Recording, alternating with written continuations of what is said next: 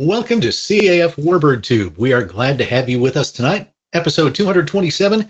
We're going to talk all things Mustang with the two gentlemen that you see in the camera there, Doug Rozendaal and Larry Lumpkin. And they are two of the pilots who are fortunate enough to be stewards of the P-51s, two of the P-51s that are part of the CAF collection. So we'll talk more about them and their airplanes in just a moment as we mark the 85th anniversary of the Mustang's first flight. 85 years ago, October 26th, 1940. Now, whether you're joining us for the very first time or you're a returning Warbird Tube fan, we are very happy to have you with us. You know, if you enjoy what you see, don't forget to spread the word on your favorite social media platforms. We appreciate it. Warbird Tube is made possible by the Commemorative Air Force. Now, to find out more about CAF or events or aircraft or a local unit or how you can be a part of the fun, just visit our website, commemorativeairforce.org. Now, tonight, talking about the P-51 Mustang, you're going to have some questions, aren't you? And well, if you do, just type those in the chat box and we'll answer them either during the presentation or we'll save some time at the end to make sure that we can answer any questions you have about the Mustang or these two gentlemen who are fortunate enough to be able to fly the Mustang. But first, let's start out by talking about the history of the airplane. As I said, the 85th anniversary of the first flight. Back in 1940, when the war in Europe was intensifying and Britain's Royal Air Force urgently needed more fighter aircraft, and they turned to North American aviation. And at the time, not to design a new airplane, what they wanted to do was build the existing Curtiss P-40 under license. But North American's president, Dutch Kindleberger, didn't agree with that. He had another idea. He proposed building an entirely new fighter. He said it was going to be faster, sleeker, and had greater range. So he had his chief designer and his engineering team take up the challenge. They went from drawing board to prototype in 117 days. And the result was the NA-73X. That's the airplane you see here, a clean, modern fighter featuring a revolutionary laminar flow wing that reduced drag and boosted performance. Now, the prototype rolled out in September 1940, and on the 26th of October, test pilot Vance Breeze climbed into the cockpit for the Mustang's very first flight, and he reported it handled beautifully, it was stable, fast, and full of promise.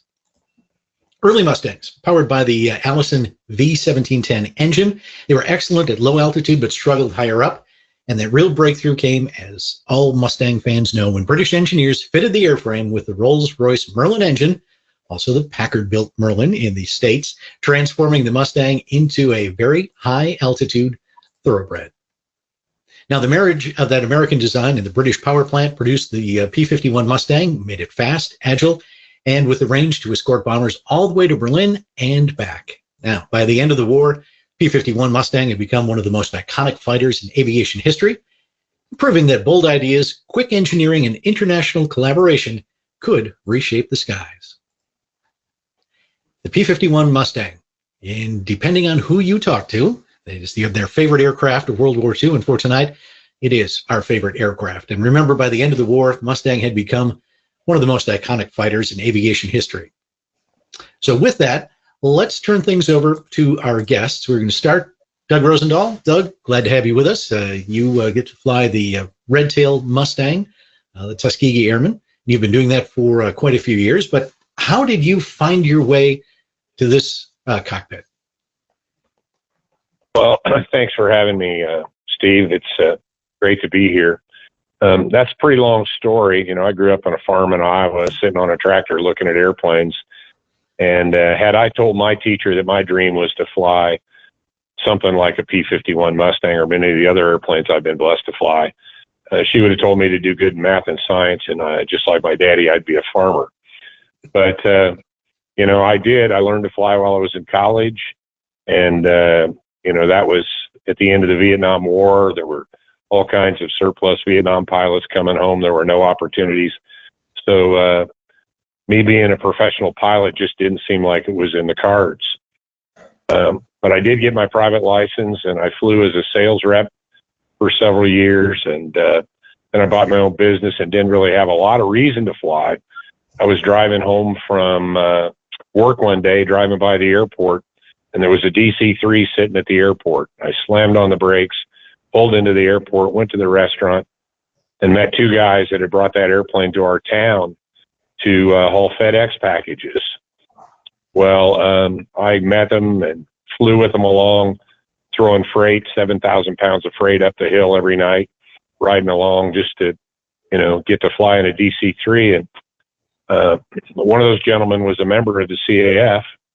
And he told me, he said, if you had a commercial and a multi, we'd check you out as a co-pilot. And I got checked out as a co-pilot, started flying the DC-3. That led to a lot of other things. And in 1989, I went to Harlingen, Texas, to visit the guys that I'd flown for, Southwind Airlines. And lo and behold, I joined the CAF while I was there.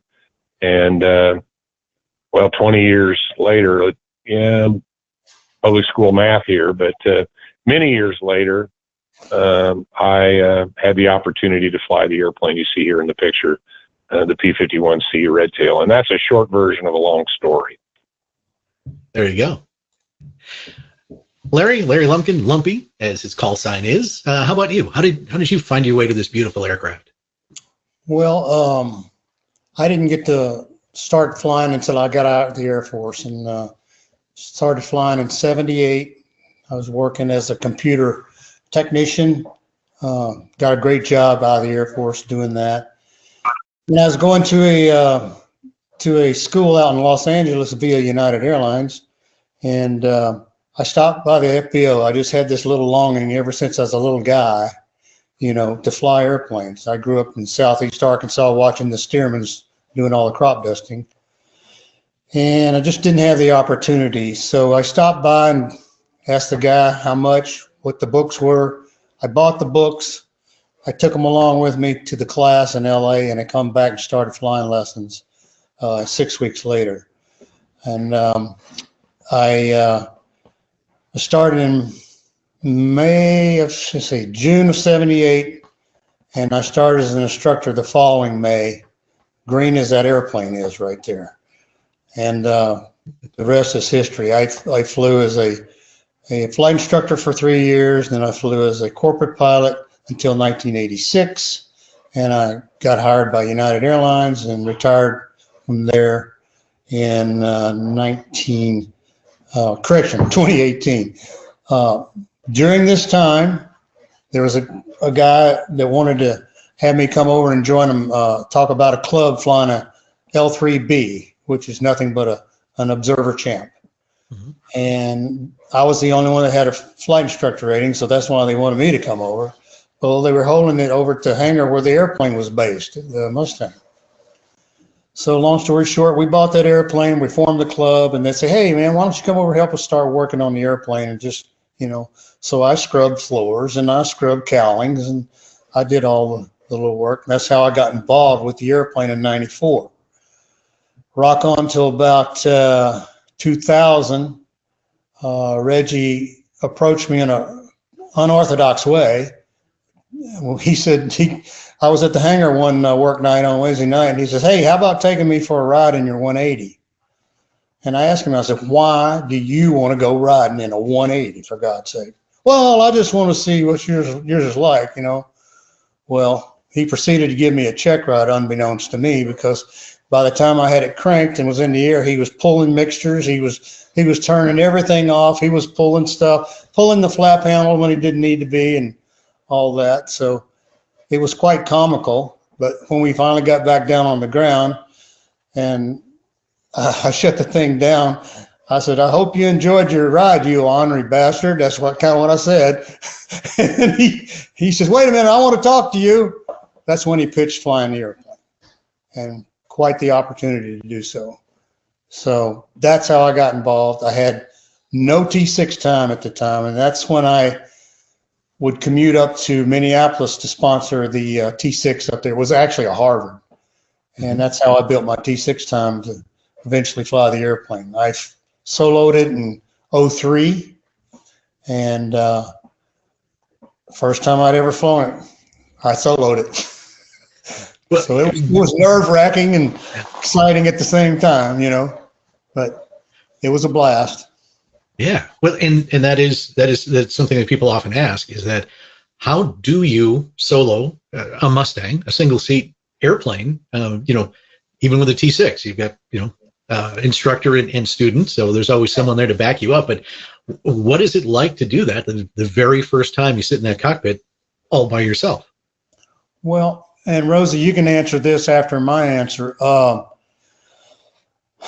I had the opportunity to ride in the back seat with Reggie quite a bit before I soloed. So I knew a lot of the sights, the sounds. I had an advantage in that regard. And he taught me a lot of stuff that the average guy probably wouldn't have had access to. But the first time, when you just, learning to crank a Mustang is a trick in and of itself, And so we got that all out of the way, and he says, "Now, son, I'm gonna be sitting right there in my red Dodge Caravan. Don't you mess it up." No pressure, right? No pressure. But I was just amazed at the power. And hell, I didn't even have it close to full throttle, even 50 inches by the time I got off the ground was going. But that's how you do it. And they did it that way in the war. The crew chiefs a lot of times just showed them how to crank it and gave them the book, and there it is, go. Yeah. And those kids went and fought war with that, Yeah. What was your experience like, Rosie? Well, I'd flown the Corsair before the Mustang. Okay. And one of the things that when I flew Jerry Beck's Corsair, and the Corsair's not as forgiving an airplane on the ground as the Mustang is. The Mustang's really pretty easy. But the lesson I learned, and the thing I've told a lot of people when I check them out in the Mustang, I came back from that first flight in the Mustang, and Beck said, "Well, what do you think?" And I said, "Well, it was really cool, but flying the airplane just wasn't that big a deal."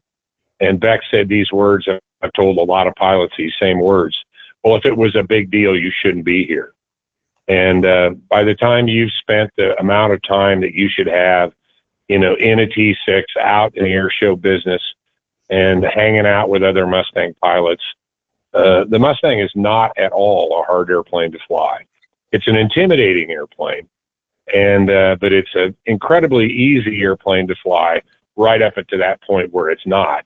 When it departs controlled flight, then it's a very ugly airplane. But as long as you stay away from the corners of the envelope, it's got big wide gear.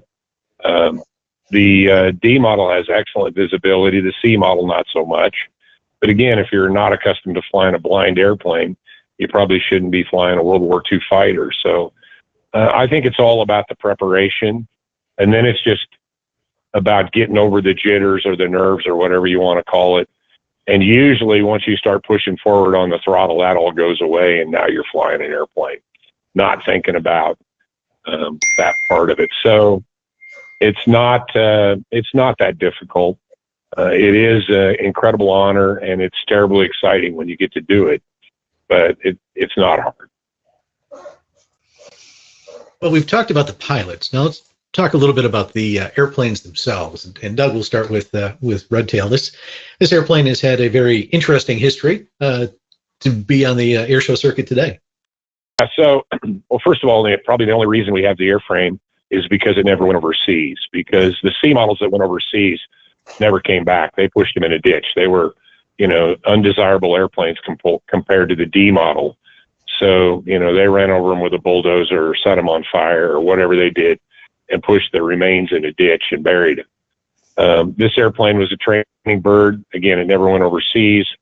It was surplus, and it was a gate guard on the campus of the Bozeman State College or the University of Montana at Bozeman, whatever it's called it today. And they had a P-51 and a B-17 on display there, and they were going to do some building, and they didn't have room for them, so they put them up for auction. The B-17, I think, went to a firefighter, and a guy bid $1 for the P-51 and won the bid. And the university wasn't very happy about that. So they gave him 24 hours to remove the airplane. Well, he had no way to take it apart in that amount of time.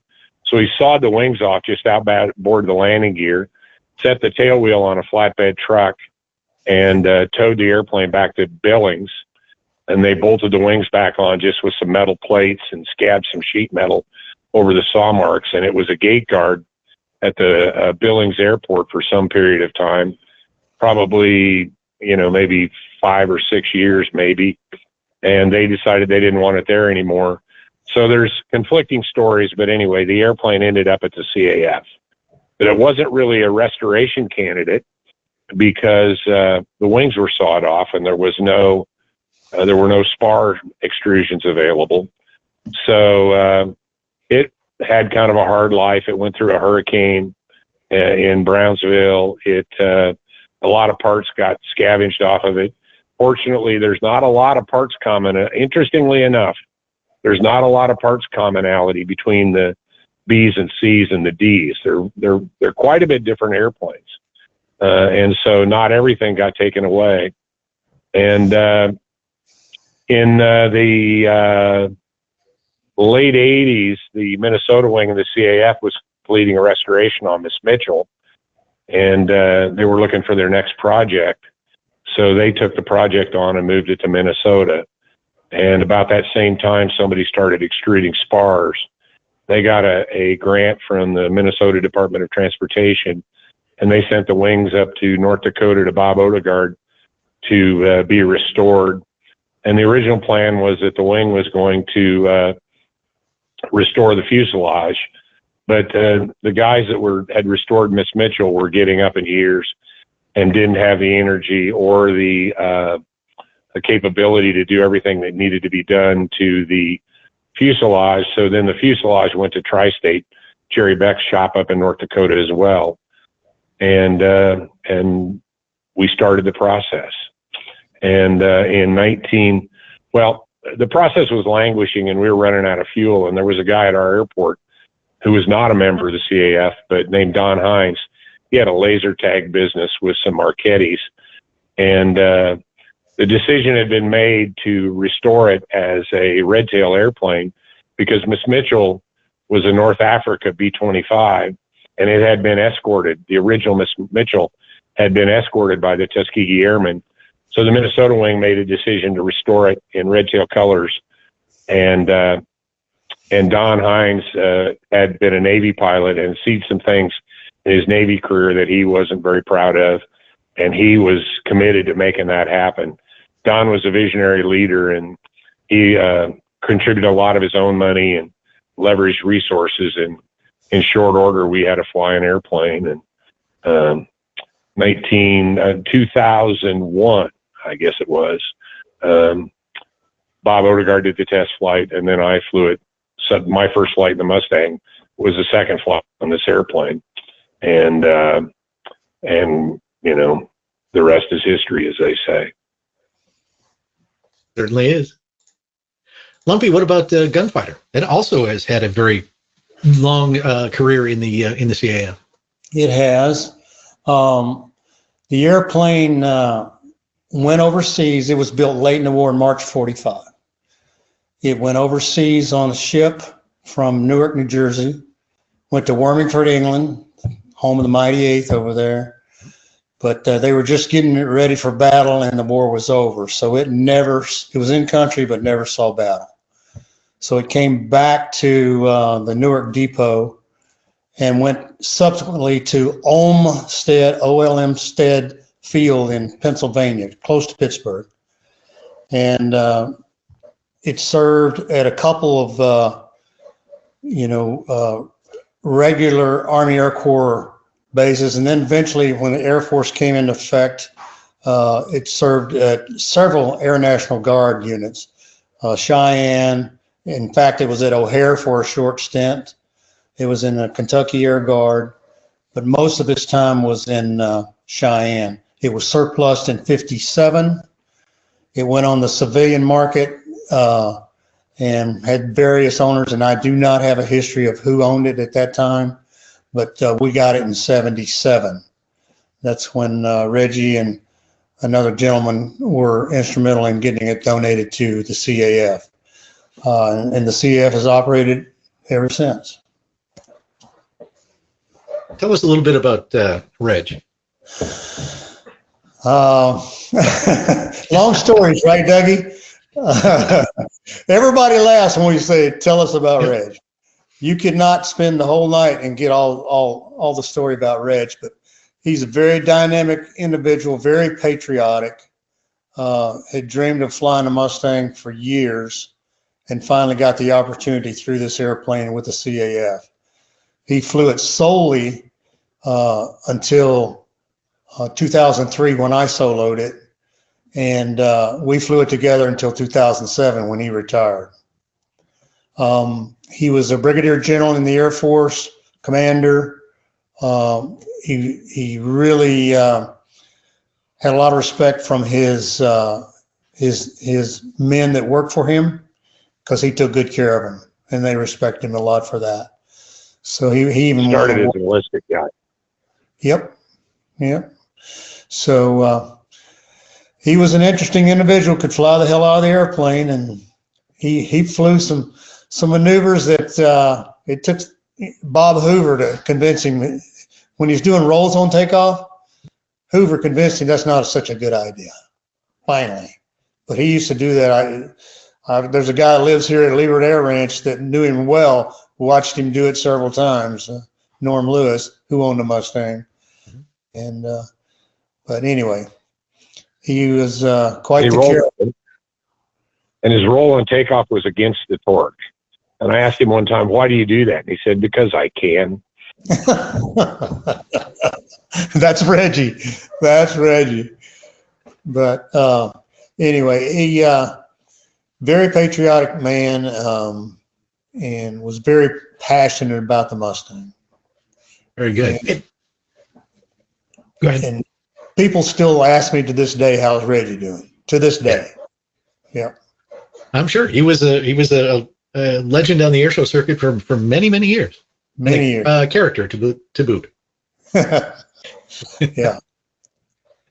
Well, and you mentioned patriotic, and both airplanes fly as part of the CAF to inspire and to remember the men, women, and aircraft of World War II. And the Tuskegee Airman Red Tail P-51 comes with its own the trailer and really pays tribute to Tuskegee Airmen. And as you mentioned, Doug, that's kind of been the mission of the airplane since it returned to the sky, and that mission has expanded beyond just the airplane now.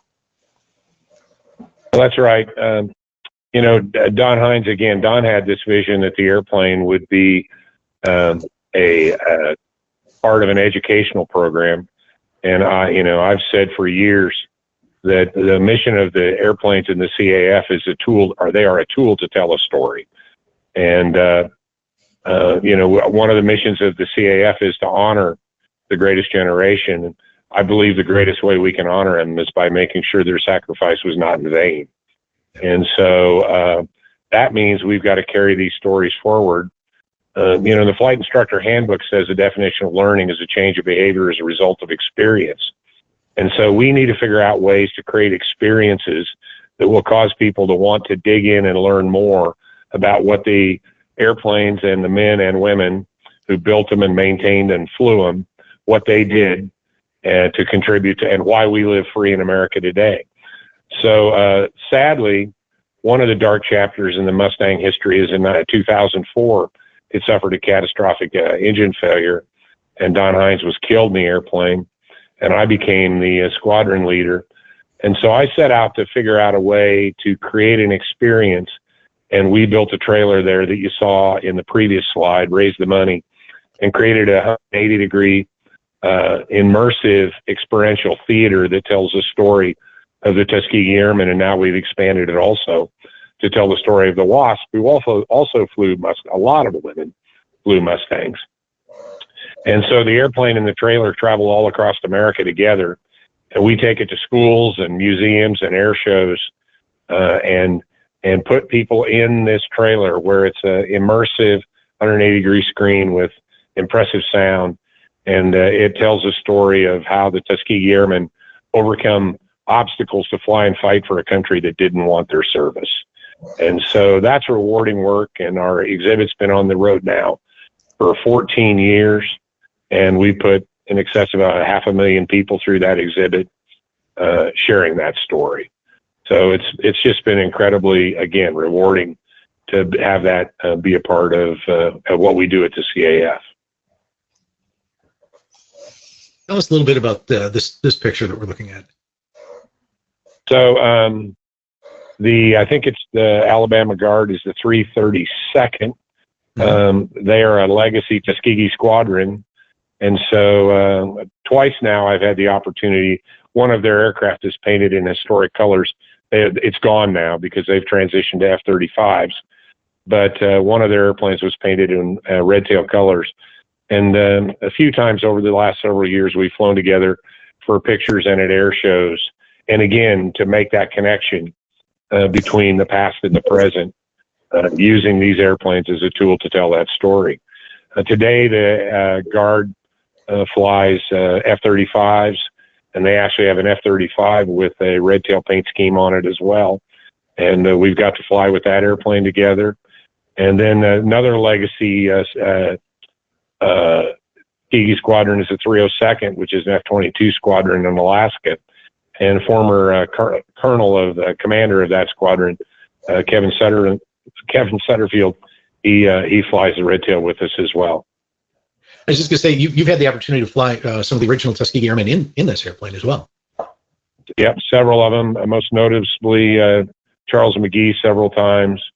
And that's a real thrill. Charles McGee was a tremendous supporter and helped guide us in the process of developing the story that we wanted to tell in the exhibit.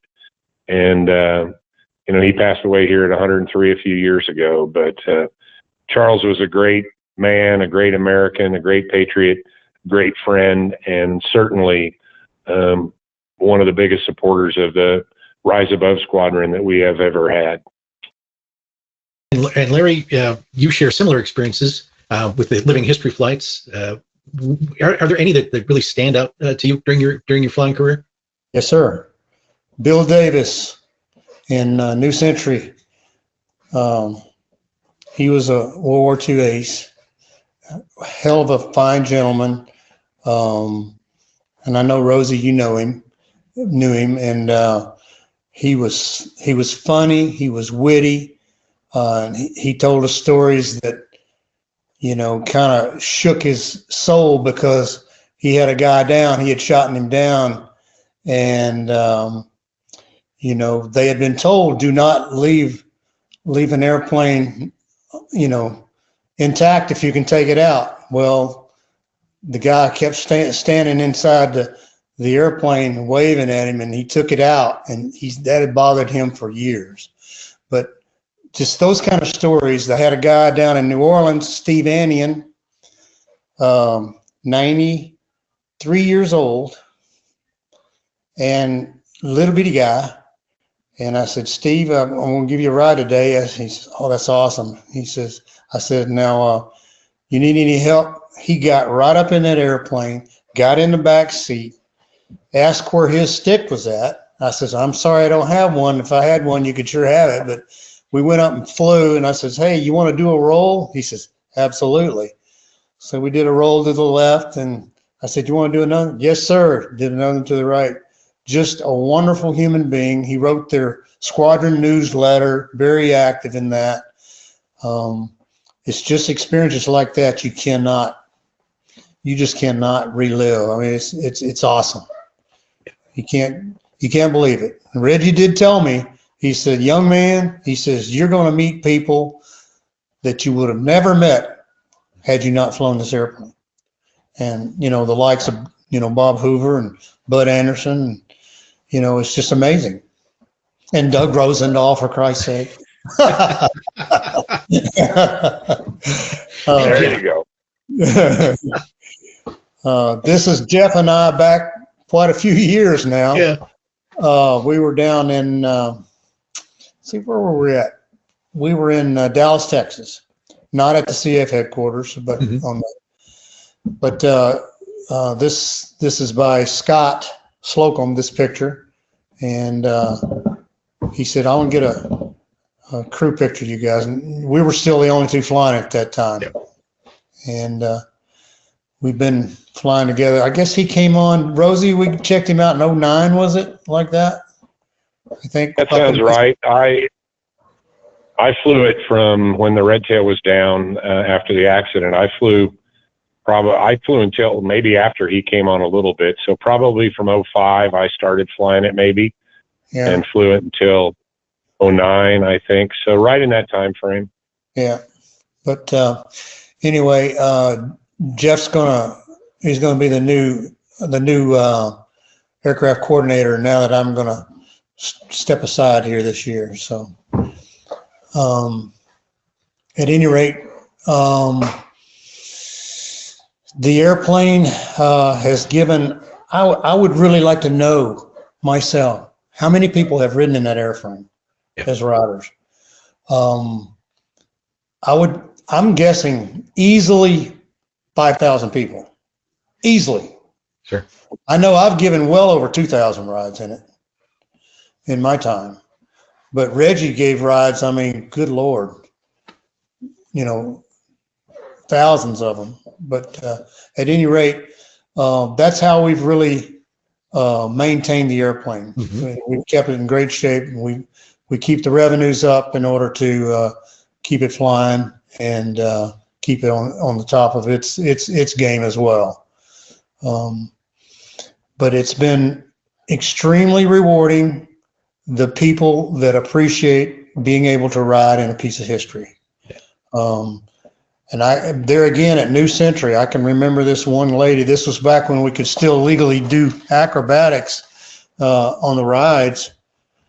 And I swear, with my helmet on and as loud as a Mustang is, I could hear her screaming. She was having such a great time. It was amazing. And I could not hurt her. I did everything that I could do.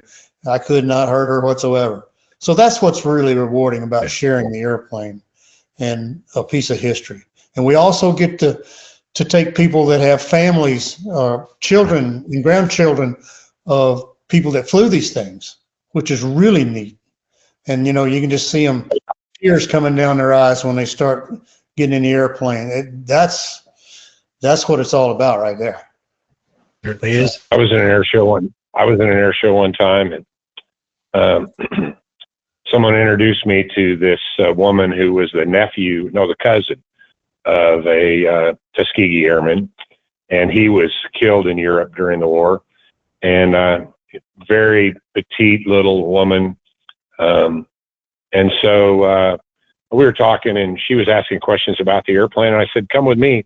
And it just happened. There was a Stearman, a BT-13, a T-6, and a Mustang, all parked in the same row. And so I walked down and I explained the course, that how he would have started the Stearman to the BT to the T6 and then on to the Mustang. And she was standing there with her hand on the airplane, and she said he always talked about how much he loved flying the airplane, and I never really understood it. And but she said, now that I see it and feel it, I think I understand. And I said, "Are you coming back to the air show tomorrow?" This woman was very properly dressed with a dress and all of this. And she said, "Yes, I wasn't going to, but I think I will. I really like watching these airplanes fly." And I said, "Well, tomorrow wear some comfortable clothes." And so when I finished my air show performance, I was the last act. I taxied up in front of the VIP tent and walked over and grabbed her, took her out and put her in the airplane.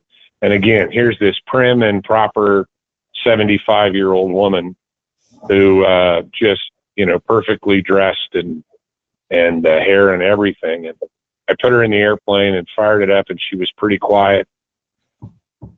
Took off going down the runway, airborne, and gear up, pitched out, and pulled up. And like Lumpy, I could hear this noise, and I turned the intercom. I had the intercom muted for takeoff, and she's screaming. And I said, "Are you all right?" "I am wonderful," she goes. Just totally transformed this woman. And it was a magical strip. And I've been flying Warbirds for 35 years now, and I've got a million of those stories of families. One in a B-25, we were at spring training. We were doing co-pilot bounces, and we landed at an airport where they were having a Boy Scout jamboree. And I'm standing there by the airplane, and all these Boy Scouts are there.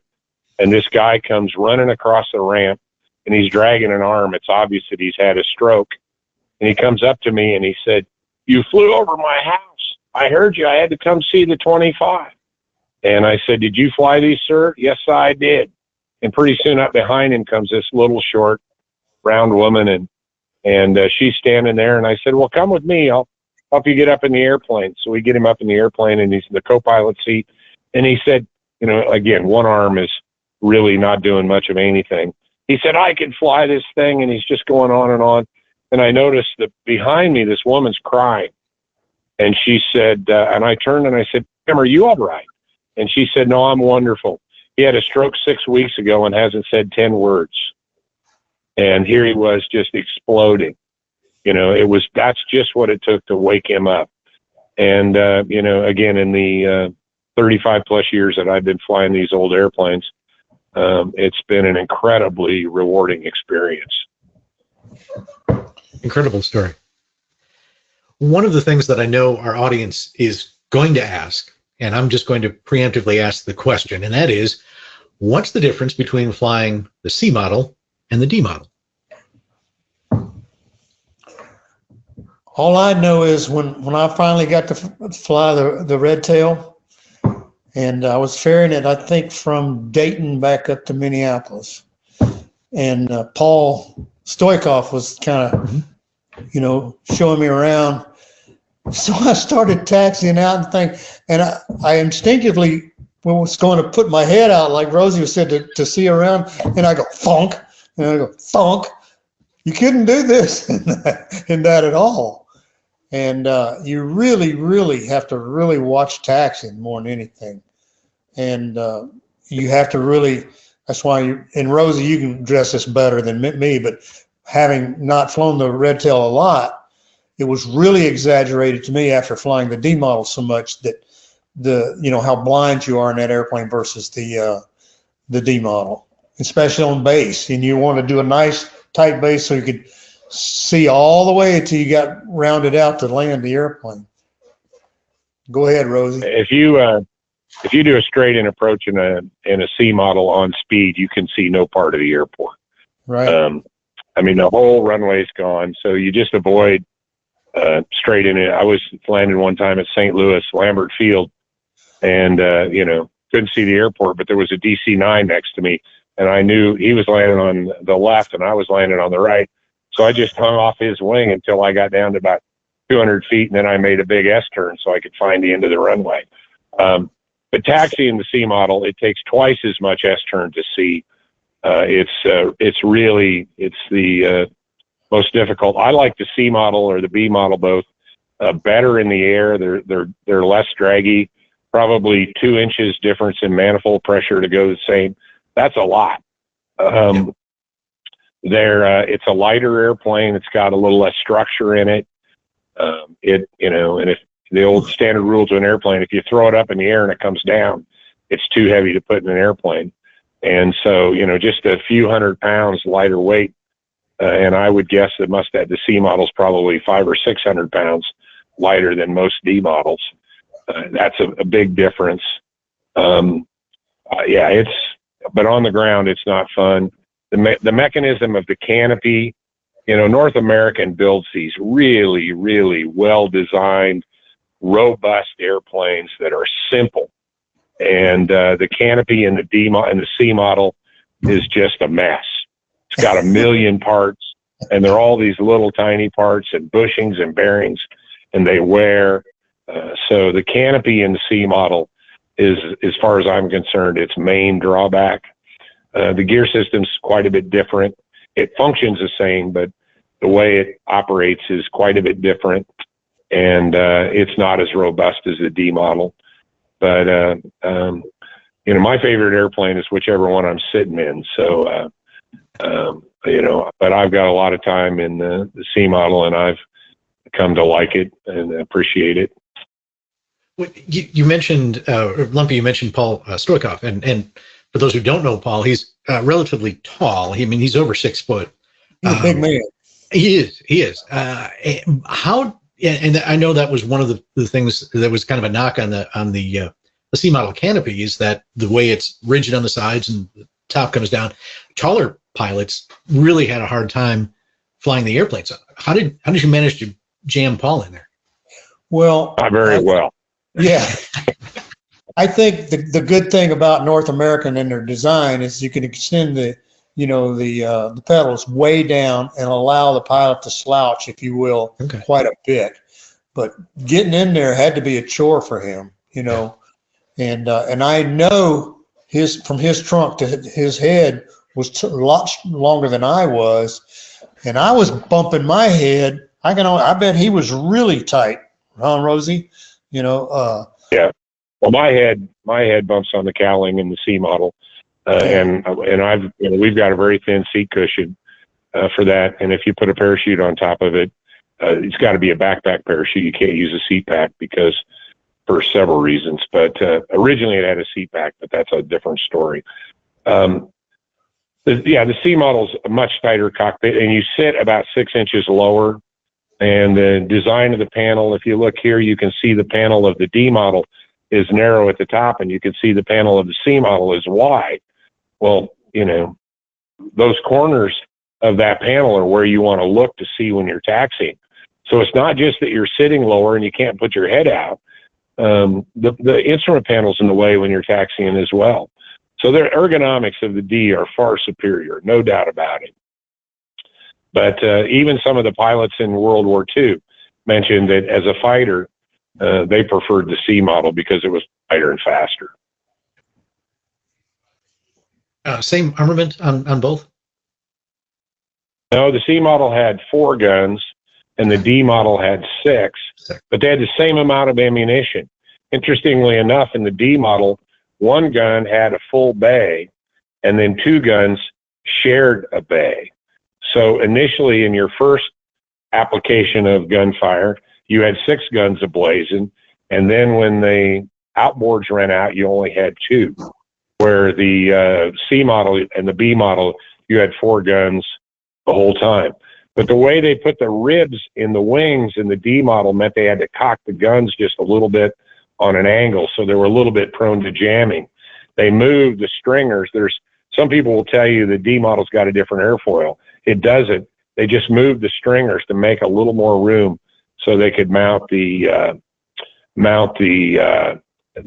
guns vertically to reduce jamming. And speaking about the airfoil on the Mustang, you alluded to it early on. The Mustang has a near laminar flow wing, and the inspiration for the wing on a Mustang is a tuna. Okay, the shape of a fish. And when you're trying to solve an interesting engineering problem, always look to nature, because nature always has the most elegant solution. And, a tuna fish is very hydrodynamic, and a Mustang wing is very aerodynamic.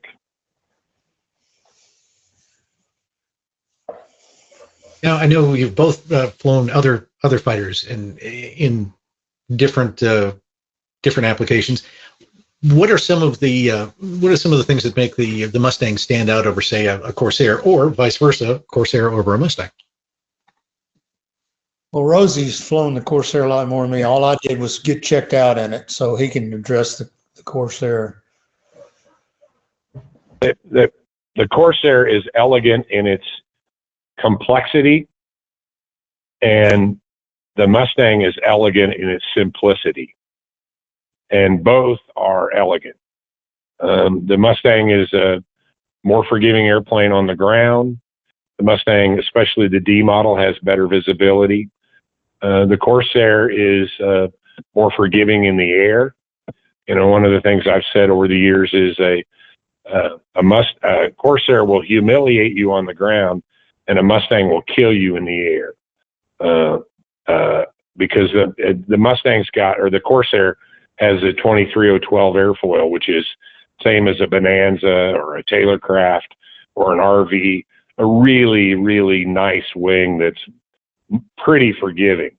The Mustang has the laminar flow wing, and it's wonderful until it's not. When it departs, you better get the heavy end pointed at the ground right quick.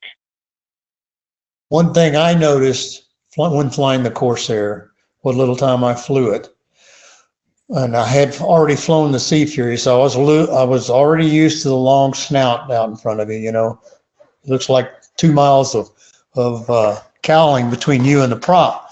But what I noticed was that airplane felt to me the same at 100 knots as it did at 300 knots.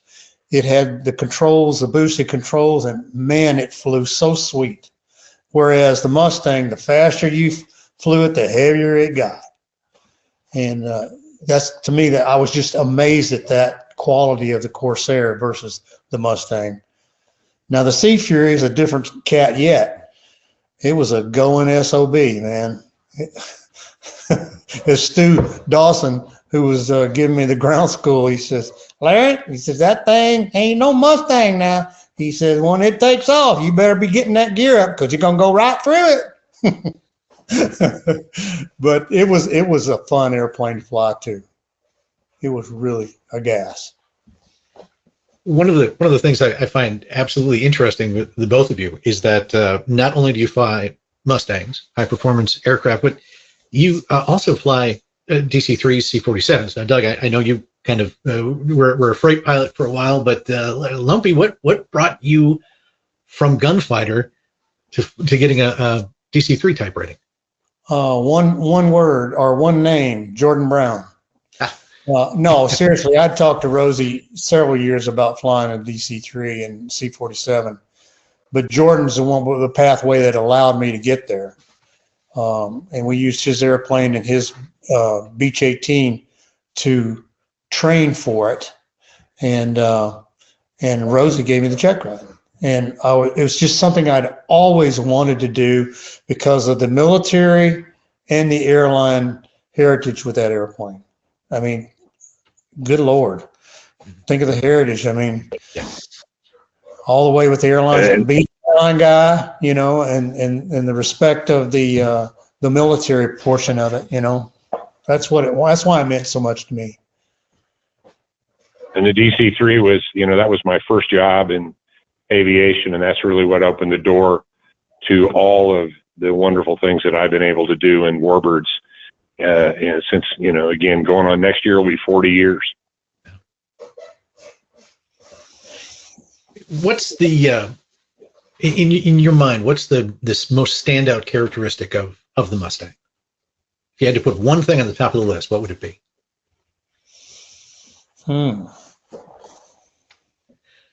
Stump. While you're thinking, the Mustang is a visceral airplane. It's your feet are on the firewall, the exhaust is going by your ears.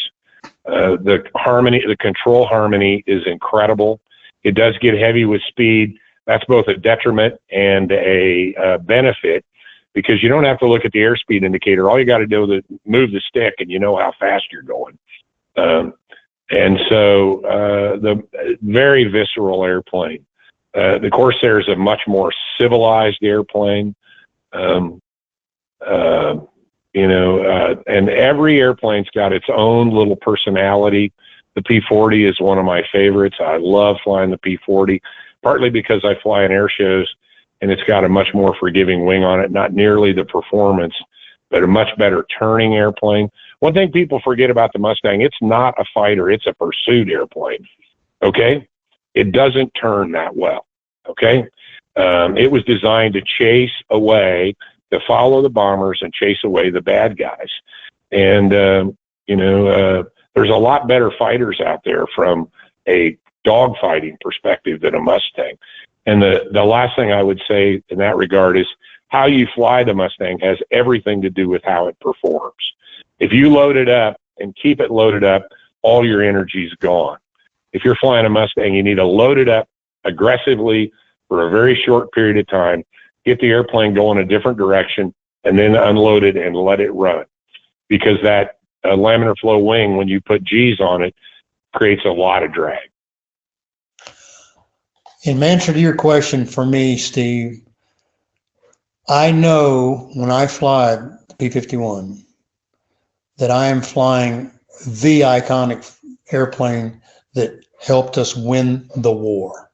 It did the job that we had to have at the specific time, and it escorted the bombers over there. And Herman Goring said it best. When he saw the Mustang over Berlin, he says, "Boys, the gig is up." They knew we had them. And to me, that's the biggest thing about flying the Mustang. It's not the particular speed or the maneuver, or it's just the fact of what it is, what it represents, and what it did. Yeah, and the Hellcat did the same thing in the Pacific. Absolutely. You know, it was the right airplane at the right time for the right battle. And the Mustang wasn't a great airplane for the Pacific, and the Hellcat wouldn't have worked at all in Europe. And each had their, and it was the engineering and the design and the proper employment of each of those airplanes in the right theater that made the difference. Now, both of you have been flying Mustangs for quite a few years. What is one interesting fact that the general public might not know about a Mustang that you've learned through your careers?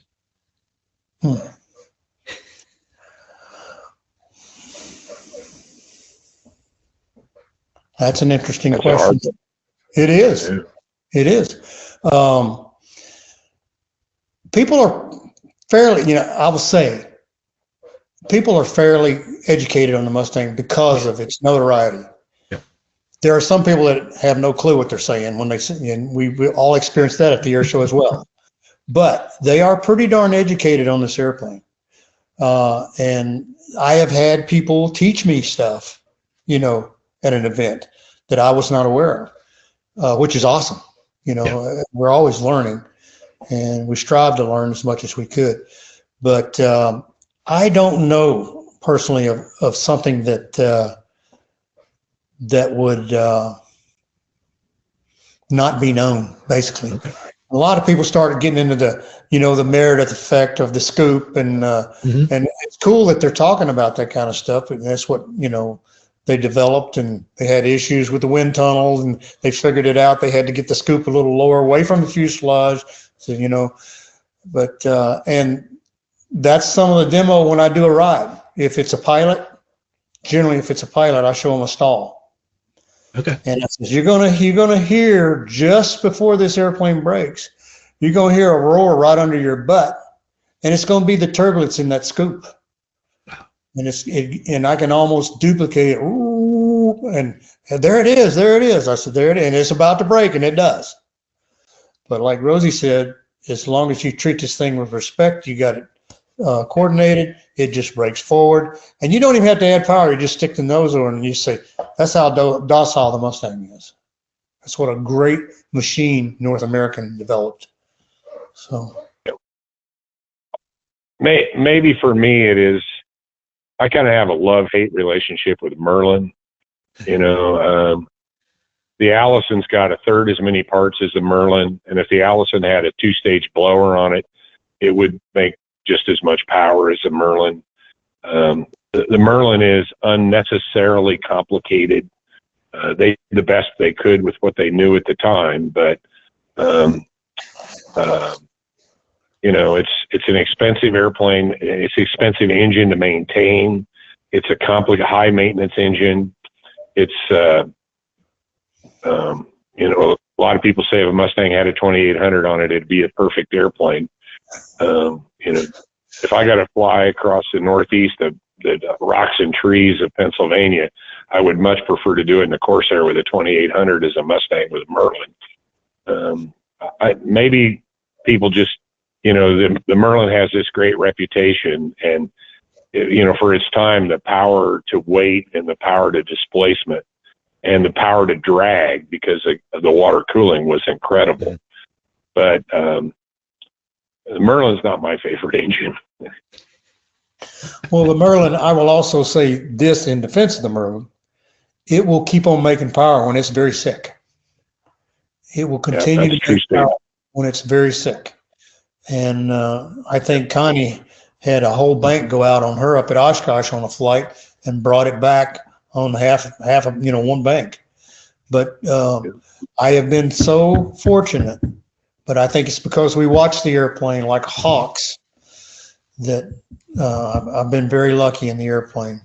And I've got a little over 1,800 hours in a Mustang. So I've been very fortunate. There you go. Well, as we celebrate the 85th anniversary of the first flight of the Mustang, as you look back and over your flying career, there must be some times when you just feel that sort of sense of history when you're flying the airplane. And when does that come? Is it when you're doing a ride flight, or is it on a cross country somewhere in the middle of nowhere where you're suddenly transported back in time? I think both, don't you, Rosie? I definitely go cross country, and I'm sitting here thinking, these kids, and they were kids, were fighting in this airplane. And I have the luxury of being able to fly this airplane not under those conditions, and I transport myself back to thinking about that. And also when doing an acro routine, and I don't care which kind of person you are, if the fangs don't come out when you're doing your acro, you shouldn't be there. That's what I call it. I get the acro fangs, and good Lord. As long as you're proficient, it's nothing wrong with it. You know what I mean? And it's one of the best. It's one of the best things to experience, I think. And it shows the ability of the airplane, and it really it puts the Merlin and the Mustang in the bragging mode, if you will. So, I've shared with many people on rides this little snippet, and what I say to them is, imagine you're a black kid in Detroit in 1935, and your dream is to fly a P-51 Mustang, and you've never driven a car. And 5 or 6 years later, you're in Europe with this kind of an airplane, and flying what was the equivalent of the space shuttle at the time, one of the fastest machines on the earth. And what would that have been like? Just imagine what that would have been like for that person. The Tuskegee Airmen have told me firsthand about having a sick motor and landing in a bomber base on the way home from an escort mission, and being carried through the bar on the shoulders of the bomber crews, because they didn't, the Red Tails did not leave the bombers, and the bomber guys appreciated that and knew it. So I just, try to imagine, and that story resonates with me because back to the beginning, I was a farm kid sitting on a tractor watching Convair's and DC-3s fly over, wishing that I could fly. So, which was just not a reasonable dream for me. But like the Tuskegee Airmen, if you want it bad enough, work hard enough, you can do anything. And because this is America. So that's right. I think in the Mustang, I've got lots of stories in other airplanes, but that's really the story that resonates with me in the Mustang. Good. And we've had the opportunity to talk to both of you as pilots, and you also, I know both of you get your hands dirty on the maintenance, but we also want to point out that the folks who help take care of these magnificent machines as well, and make sure we don't slight them tonight too. Absolutely. There's a gentleman in Omaha, Nebraska that has worked on Gunfighter in excess of 45 years on that airframe. And it's because of him that the airplane was as successful as it was. He started with Reggie early on, and all through my time until 2 years ago, maintained this airplane, and still helps when we go through Omaha now to this day. And he lives and breathes that airplane, and it'll always be part of his life. Jerry Mason, I'm not going to slight his name at all. Yeah. And I know, Rosie, you guys use Air Corps and you use Jerry Beck, and we use Jerry Beck, and all those guys, and Odegaard, all those guys that, work so hard to maintain these things and make sure they kept going. So, absolutely. Go ahead, Rosie, your turn, buddy. Well, no, you summed it up. Those are the folks, our schedule's pretty hectic. And so more and more, and the airplanes have, so more and more we use contract maintenance. We're one town to another. So coming back to home base to get an oil change doesn't work for us, but but it takes a lot of maintenance, takes a lot of money. And, our donors, we've got a tremendous donor base that help keep the Rise Above Squadron operating, both the exhibit and the airplane. So we're really blessed by that as well. Yeah. Very good. We're just about out of time, but I don't want to close out without giving both of you an opportunity to kind of sum up your thoughts on the 85th anniversary of the first flight of the Mustang. And Rosie, I'll start with you, but you also have to tell us a little bit about that beautiful airplane behind you. I've been staring at it all night. The airplane behind me is a replica of Mr. Mulligan. It was built by Jim Yonkin back in the 80s. As he got older, I flew it with him some, and when he passed away, Matt and the family insisted that I buy it, and I did. So I do some air shows in it. It's an incredibly historic airplane, won both the 35 Bendix and Thompson trophies, so that's really cool. But